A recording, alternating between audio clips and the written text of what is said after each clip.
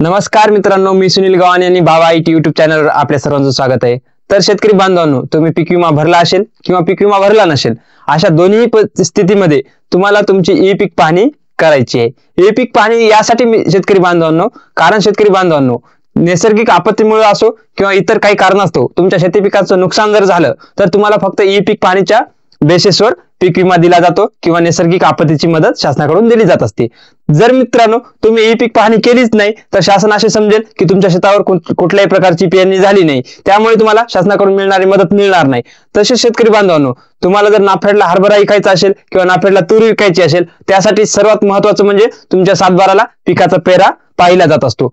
त्यामुळे शेतकरी बांधवांनो, तुम्ही तुमच्या शेतामध्ये लवकरात लवकर ई पीक पाहणी करा आणि सर्व शेतकरी बांधवांपर्यंत हा व्हिडिओ शेअर करा, जेणेकरून सर्व शेतकरी बांधव ई पीक पाहणी करतील आणि आपल्या सातबाराला पीक पेरा लावून घेतील। तर शेतकरी बांधवांनो, अशाच नवनवीन अपडेटसाठी आणि माहितीसाठी आपल्या बाबा आयटी चॅनलला सबस्क्राईब करा, कारण आम्ही असेच व्हिडिओ आपल्यासाठी आणत असतो। तर पुन्हा भेटूया नवीन माहितीसह नवीन व्हिडिओमध्ये, तोपर्यंत धन्यवाद।